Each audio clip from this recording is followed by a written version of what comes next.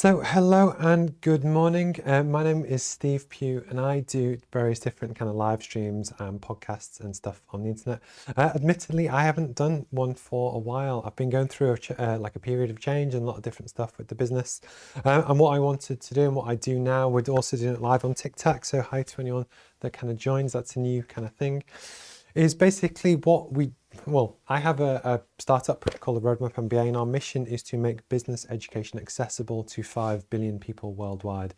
That essentially, we love education in all its forms. I've been very fortunate to basically build a much better life and do quite well through education and working hard and having a really good kind of business career.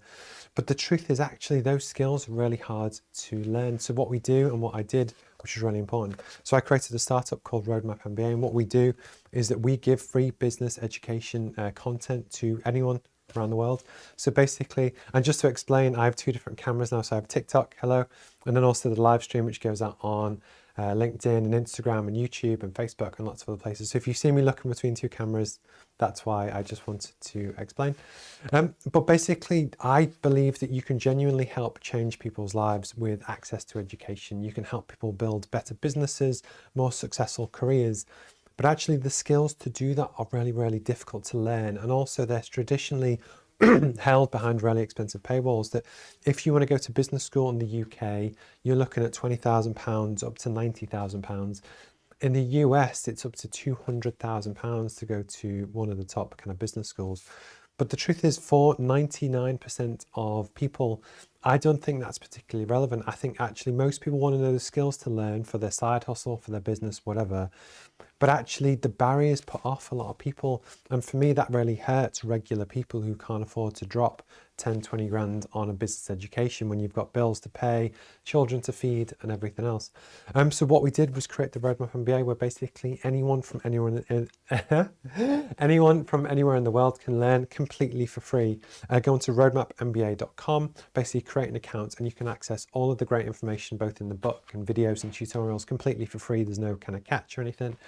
But then for the businesses and people that do choose to pay, you get much better support. We do live sessions multiple times a week, and basically I help you personally guide through that career.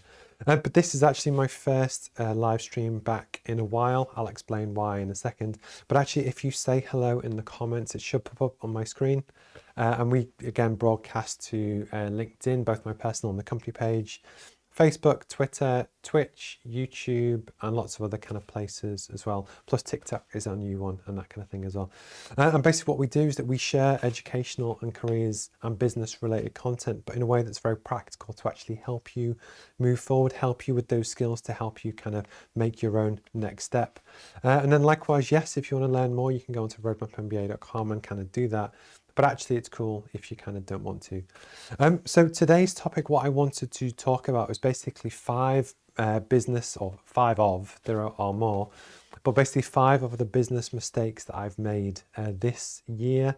It's one of those things that I realized about a month ago, maybe a bit more, that there was some things that I was just getting wrong. So what I wanted to do was basically talk about them. This will get clipped up and go onto YouTube if you want to catch up after the kind of live stream. And basically these go to 5 main things that I've made a mistake with this year. I focused on online content first. I'm going to explain why. I actually started creating the wrong content, and I was doing that for about 2 years. So what I wanted to do was share the learning, because actually I don't want you to do the same. I actually started to change the business based on what I believed investors would want.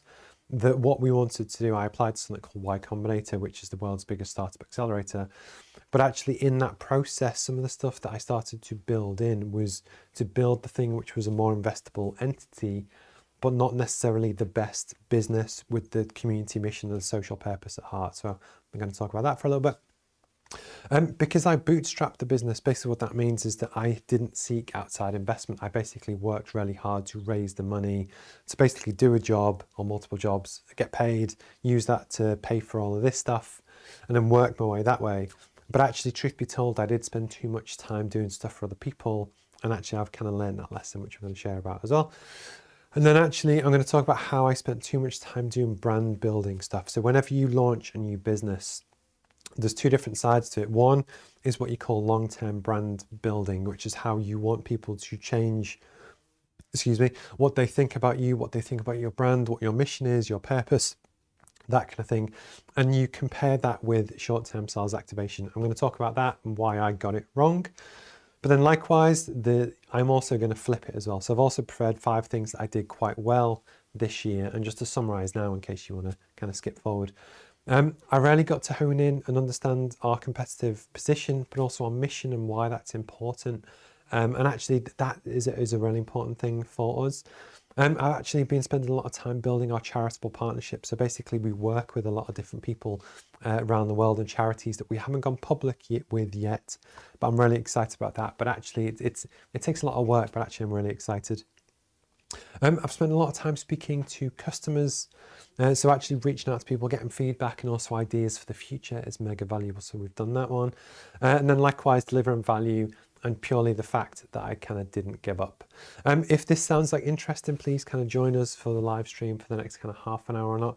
If you're not interested, don't worry, that's absolutely cool. And other stuff that we've got on as well. So we've got a competition for Sam Fender tickets. So Sam Fender is an artist from Newcastle, where I'm based here in the UK. He's got a big gig coming up at our local stadium called St James's Park, so you can win 2 tickets for that. And then likewise, the learning both to broadcast on Instagram and TikTok are a few of the things that I've been playing with as well now, which I'll kind of talk about as well. But I must admit, so it's Friday the 12th of May. Say hello from wherever you are in the world. I love it when people get in touch. And I must admit, what's quite funny is that I got on a really good win streak where I was doing these every week religiously for a year, maybe. Partly it was because I didn't go on holiday, but actually I just got into the habit that every Friday morning I would do my live stream regardless. It would always happen. And the truth is, I went on holiday about a month ago and I kind of just stopped. And it's almost for the past month I've got into, not a rut, but it was that element of where I knew things needed to change and I just wanted to really figure out what are they, how should they work, and actually how do I do that to best kind of move forward. So I've made some changes in the business recently, nothing too drastic, but it's little pivots and things which I think are just really important. And one of which is just TikTok, and starting to learn that I knew for a long time that I needed to get on that, and I was trying to do different things. Again, with TikTok, because you have to create content so often, I wanted to, hi Maureen, hello. With TikTok, because you have to create so much content, my original idea was to go into the street and interview people, and that was a massive flop because nobody wants to be on camera. So then I tried to do fun yes or no questions or either or questions to get votes. That was okay, but it didn't necessarily relate to the brands, but I wanted to have a rethink. And hence why I thought, well, actually, I'm just going to go back to our roots, share the content from the business, share the how-to stuff, and basically get more involved as well. But genuinely, if you get in touch, say hello in the comments. I'd love to kind of interact as well. Okay. I'd love to also know how everyone's week has been. People often forget that obviously even people that present live shows, they're still real people. They still have real jobs to do and that kind of thing. That, yes, in the UK we had a bank holiday, so it was only a 4-day week this week, so it wasn't actually too bad. But it's still tiring. I'm really looking forward to the weekend. And if you've got any great plans for the weekend, let me know. Okay. So the 5 biggest mistakes that I made in business this year. I think this is really important. When I speak to different people, one of the big criticisms for a lot of stuff online is actually to do with people only ever show the good stuff, the magical, I made £1 million, I bought a Lamborghini, this all went brilliant, look how good I am.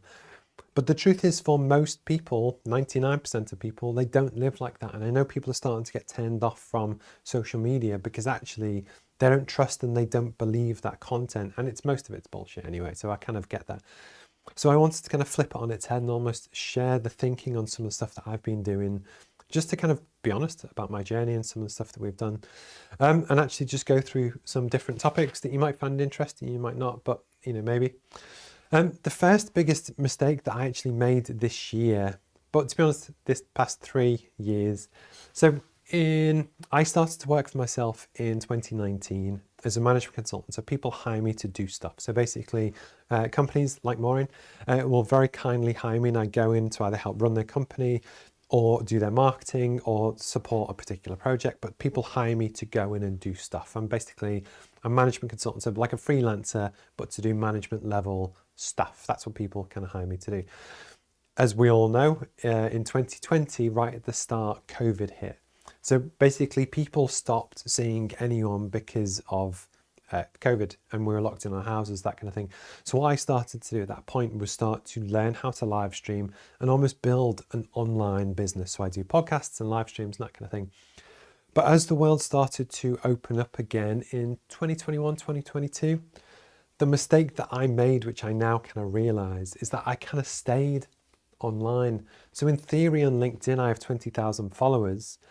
But one of the problems that I realized is actually I didn't have a core base to build from. And when I would look at the network and look at other people that do stuff, most people have a core solid base within their existing network or their existing city who support them, champion them, and you feel part of that group and they identify you as part of that group. And I realized about 3-4 months ago that I'd been trying to aim up here to do all this great YouTube stuff, and I started to get paid off YouTube, but I didn't have a core local base. That yes, I have a city and yes, I know lots of people, but I don't think any group identified me as part of their group, and vice versa. That I think was kind of true. But what that did, I think it's really hurt me in some ways, because often as an entrepreneur, you need support and you need people to pat you on the back and to bounce stuff off. But also when you put social posts up, people that support you and you support them and that kind of thing. And I kind of missed that. And some of it was conscious because I thought, well, if you want to grow the biggest business and scale as much as you can, you go for this online thing and hit people. Like with the roadmap, we have users in 55 countries. But I missed the core base of the business. So one of the things that I've really tried to rectify, I've joined a local tech community called Dynamo. And what I'm planning to do is basically go to more in-person events here in the Newcastle and the Northeast kind of area, just to kind of re-establish connections and get to know people again. And the point is, or the learning is, that no matter where you are in the world, yes, it's great to do stuff online, but actually never miss the importance of basically building real life in human connections. And I think it's really important. I got it wrong. I've now kind of rectified that. And yes, don't get me wrong, I'm still going to be doing more, if anything, of the online stuff. But it's really important to have that core base of support and network and stuff as well. Okay. Number 2, I identified that I was making the wrong content. So my approach for a long time was to talk about stuff that I thought was interesting or that was going on in the world. And at the moment we've got inflation, we've got cost of living, we've got all this kind of different stuff. And what I would do is that I would do a live stream. It might be half an hour, and I would clip that up into lots of different 5-minute clips and I would put them onto YouTube. But the issue was, it wasn't specific for what people actually search for, if that makes sense. So I might talk about something, or Tony, who presents on the channel, did a really great, it was a brilliant topic to do with business lessons from the Roman Empire. And it was fascinating. It was really good. It was based on a film and a series that he'd watched and some books, and it was a brilliant piece of content. But the issue is on YouTube, unless people search for that, they don't find it.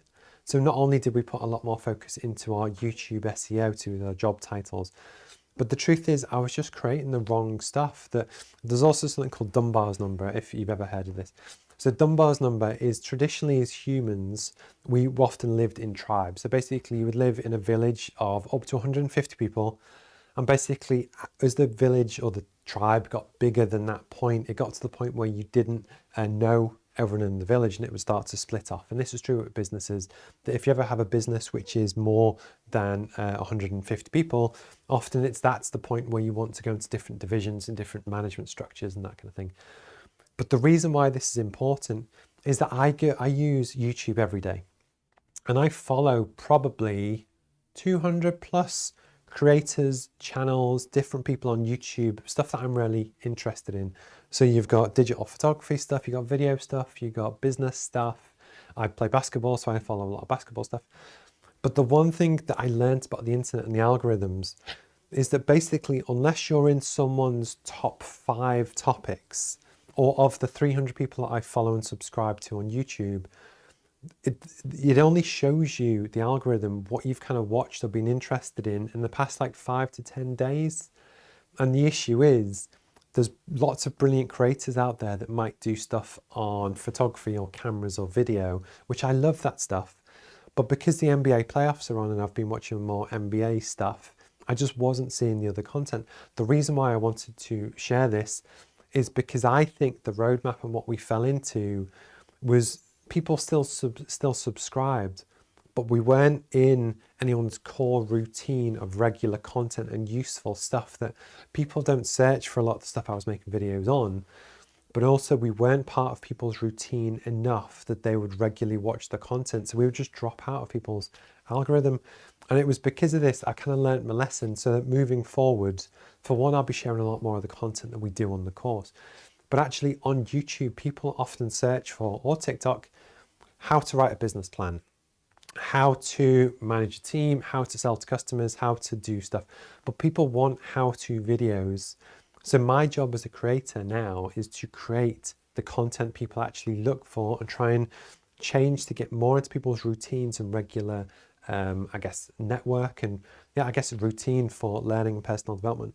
And the reason I'm sharing this is just that realistically, I spent 3 years doing stuff, and yes, we got monetized and that kind of thing, but I could have done it better. And I just wanted to share this topic just for anyone that kind of creates stuff, that it's really important to create stuff that people actually want to watch and use. And the truth is, unless people like your comment, like your content or subscribe or whichever, you very quickly fall out the algorithm and it's really hard to get back in. So don't make the mistake I did. One thing that relates to that though, is that it's about 1.5 years ago, we got monetized on YouTube. So we had more than the number of followers that you need and the amount of watch hours that I started to get paid off YouTube. And I've been paid a few times based on ad revenue, but I realized that customers hate adverts. So they go on to watch a video and it's just layered with adverts and you can't skip them. And basically the one thing in business is that you never want to basically piss off your customers or do anything which actually people hate or dislike, because they'll just leave and go do something else. So one of the good things we actually did do this year was get rid of all of the adverts, which in theory some people doesn't make sense to get rid of a revenue stream, but it's in doing it to create content that people actually like more, I think was important.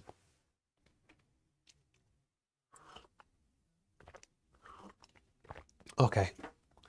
Just out of interest, I know you're hopefully watching this live, but when this goes onto YouTube, I'm going to remove all the bits of me drinking tea. Just you get a soul voice doing this thing. It's harder than it looks to stand in a room and speak to a camera on your own, but I do my best. But I do appreciate when people kind of get in touch. The third mistake that I kind of made this year was, so I'm a startup, same as most startups, that we have an app. We're on Android and iOS. We've got a platform, we've got a service, we've got the different product lines, so we've got the books. And basically, like any business, we want to grow and develop. And we have been quite fortunate that we have users in 55 different countries now. But the truth is, you kind of want more, you always want more. And it's how can you grow a business to actually enable you to do that? So if any of you might know, there's something called Y Combinator. So Y Combinator is the world's biggest startup accelerator. These guys did Dropbox and Airbnb and Coinbase and Stripe and that kind of thing. And basically, if you ever want to create the world's biggest startup, you want to create the next billion-dollar startup, Y Combinator is the number one place that you want to go. So I knew that I was going to apply for the January batch, was when it kind of opened. So at the end of last year, I started to ramp up. Okay, what would they want to see? How do we grow out? How do we start to implement those things? But in doing so we exist for social good. It's a social purpose kind of entity where we want to help empower communities around the world to grow, learn and develop, help them build a better life for themselves through access to education. That if they choose to go to a traditional university, brilliant, go and do it, it's fantastic. But the point is, I think there's 5 billion people in the world that can't access and can't afford to do that, and that's why we exist. But in doing so, about looking into venture capital money and what could we do to help grow and scale a business, I think I'd lost some of the magic and the direction of what we were looking to do, because yes, we were never going to lose the free tier and what we were looking to do. But a lot of my focus went into things that investors might want to look at and how do we do AI and lots of different bits. And it was just, I think it was a mistake in hindsight. The part of the pivot now that ironically, we could still get interviewed to get into YC, But what's really important is to realize that venture capital money is there as a facilitator to help you accelerate and do more, not necessarily, well, it depends on the type of business, but just to make money for someone else. Does that make sense? And it was almost why I got so excited about trying to build this next $1 billion startup that I started to put in place things and start to really build and scale a team in our marketing and promotion. But arguably, you want to do that after the money lands, not before it does, because essentially I still have to pay for everything. And it was just something that I wanted to share. But actually, the more you understand and have your vision and mission kind of locked down, I just think that's really important to kind of get in. And it was just something I kind of feel that I got wrong this year that I wanted to talk about. So as a management consultant, and because we're bootstrapping, or yeah, I guess we're bootstrapping the business, what that means is that we haven't sought external investment to help us pay for everything. So it means that I have to literally go out, do a job, do multiple jobs, get paid for stuff, which then I come back to pay the rent on this place, buy the cameras, buy all the licenses, do all the software, develop the apps, do that kind of thing. And it's mega, mega crazy expensive. The reason why most people sought they look for external investment right at the start is because what ideally you want to do is be able to focus 100% on the mission to drive forwards, as opposed to spend stuff which doesn't help you move forwards. Because of how we bootstrapped, I couldn't do that. I don't regret any of that. But it's that balance of where you then get to a point where you've created a safety net that I love working with other people. I love working with the teams. I love doing it. But you also have a responsibility to, in the entrepreneurial sense, jump off that cliff and start to throw yourself into the business more, remove the safety net and the parachute just to see what could happen with the business. Because one of the classic business concepts is that you want to learn and fail fast. And the more you have other revenue streams which aren't directly from the business, you might actually be still going on the wrong path. But you'll never get that course correction until you literally jump off the cliff and then try and figure it out on the way down. This is something that I don't regret that I got wrong. Some people might say that I should have done it sooner, but the important thing is that you recognize this. For me, it was only recently did I actually pay everything off. So I paid off all of the apps. We have no debt, we have no borrowing. So it's still the right time. I didn't wait 2 years before making the kind of pivot, but it was just something that I wanted to share. That ironically, when you first launch your business, if you do bootstrap it, it feels like you're either not making a lot of money, but you're at least working in the business 80% of the time or 100% of the time. That's good because at least you're moving the business forward. And so ironically, what I was doing was that when I was working a lot for other people, the business was just moving forward, say 1 day a week as opposed to 5 days or 7 days a week. So I maybe didn't make as much progress as I could have. And it was just a lesson that I wanted to share. It's going to be different for everyone, but it was just something that I wanted to kind of mention. And then last but not least, one of the things that I think a lot of businesses fall foul of this and kind of get this wrong. So one of the things in the marketing module that we talk about, there's a classic study by 2 guys called Burnett and Field, and it's to do with marketing. You can either generally do what's classed as long-term brand building, which is to do with what people think about the business, what they think about your mission, if they like you or not, and all of the nice stuff that you would normally see. And then that's compared with something called short-term sales activation. So that might be, the example I always use is McDonald's. So the long-term brand building is a case of the clever jingles, the family time, spending time with friends, that they use sustainable farms and all the nice stuff about McDonald's. That's the brand building. But the short-term sales activation is double cheeseburger $1.49. They've got a new offer on for this thing. What's the steakhouse stack that's out at the moment? But the idea is you want to build your brand over time. And the data says that 60% of your time and marketing spend should be on long-term brand building. So for me, that's what people think about the roadmap, our mission, everything that we want to do. And that hopefully compounds over time to help you grow. But the important thing is actually to then also focus on your short-term sales activation. So what can people buy? How much does it cost? How do they get involved? But there's often an awkwardness involved with sales that I think I'd been guilty of myself, that I wasn't doing it as much as I should have, that yes, I've learnt my lesson, and yes, it's not, I'm going to start doing more. But the truth is, this segment is all about sharing the honest feedback of stuff that I got wrong this year, and I just wanted to kind of share. There are some other things, to be honest, there will be 100 things that I kind of got wrong, but these were just 5 things that I kind of came up with. But I'd love if you get involved in the comments or on TikTok if you say hello, just to kind of let me know what you maybe have got wrong in business this year. But on the flip side, if I flip this over, so you never just want to focus on the negatives. The truth is, I think there's also a lot of stuff that I've done well this year, which I'm really happy with. And I just wanted to kind of share those as well, because that's, you got to celebrate the wins. What's been really interesting is that the more I've done my competitor research and just surviving in business and going on, I think I now really understand the mission, more what we're trying to do, why we exist, and why we're different to everyone else in the world. And the truth is, it is actually about the community mission. It's trying to help empower people around the world build a better life for themselves. And actually, the fact that you can get free access to business education, not many people offer that, if anyone kind of actually offers that. And it was something that hopefully sets the roadmap apart. And I know that intrinsically now, but also through a lot of other competitor research. I'm also 100% confident that our content is really, really good. I would happily put this, the book, the videos, the tutorials against almost any university or private sector provider in the world, head to head, to just compare and contrast. But just understanding who we are, what we do, and what we want to do, I think is really important.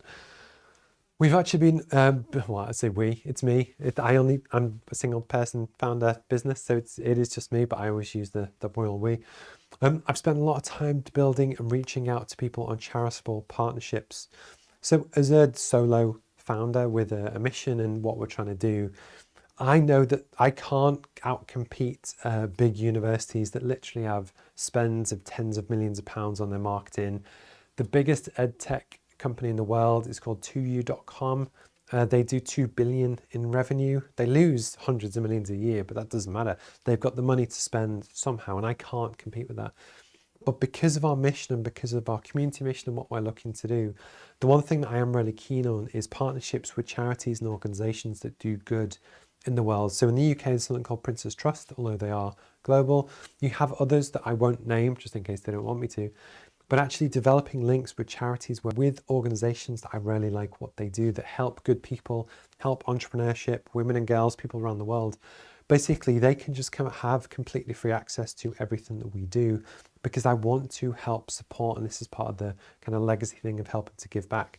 But actually just developing those charity partnerships, and hopefully we're going to have our first press release go out next week, maybe. But that's something I think we've done quite well, which is again is a USP that we want to kind of learn, grow and develop. Basically speaking to customers, I spent a lot of time in the past month, 2 months, reaching out to a lot of people to ask basically for your education, professional learning and development, what doesn't work, what do you wish you had, that kind of thing. And there's been so much really good feedback from that's now stuff that I can use to help build in and help support our direction. But for whatever reason, for the first kind of 2 years of the business, it was just, I felt I knew what we needed, so I built it. But actually, I should have been asking people more often, more long. And actually, it's really important to speak to your customers. Deliver value and also care about the customer. If you care about your customer more than your competition, you will win. I have seen firsthand the support from universities and what they offer. Their online business programs can be quite crappy. And then likewise with even on YouTube or Udemy and Skillshare and Coursera and all those other guys, often what they do is just broadcast information. And what I wanted to do is create a two-way platform. Actually, with our live classroom sessions, you can jump on and we literally talk things through and we can work things kind of out together. But it's that level of support and onboarding that what I want to do. I had a client who was only based 10 minutes from here. They ordered the course, but I personally hand delivered it within an hour, the book and the pack and the stuff that goes with it. Because what you want to do is delight people. It's actually called a Kano model if you want to look at the theory. But what you want to do is delight your customers and share and really care about them and give them the best possible service you can. Because the truth is, if you care more about your customers than the competition, you'll probably win. And actually, I think we do that quite well and try and deliver as much value as we can, both in terms of the price point, but just in terms of responsiveness to customers as well. And then last but not least, in terms of the points, basically running a business is really, really hard. There are times and there are days when you want to give up. You think nobody cares. You think, why am I doing this? Should I just get a job? And that is a regular occurrence. It will happen to almost everyone that works for themselves. There'll be days when you get frustrated, and it's hard. It is really hard to run a business. And actually, a genuine win is just not giving up. It's coming back to set up and do these live streams, even if nobody turns up and watches, or trying to launch something new and launch on TikTok. It's really hard to launch a business, and or in your career, just turn up for work every day. Sometimes you can get overwhelmed and your inbox just keeps filling up and you can feel basically overwhelmed or anxiety about so much stuff going on. But actually for me, sometimes it helps just to take one thing at a time, take one day at a time, take a deep breath and just one task at a time, start to go through them.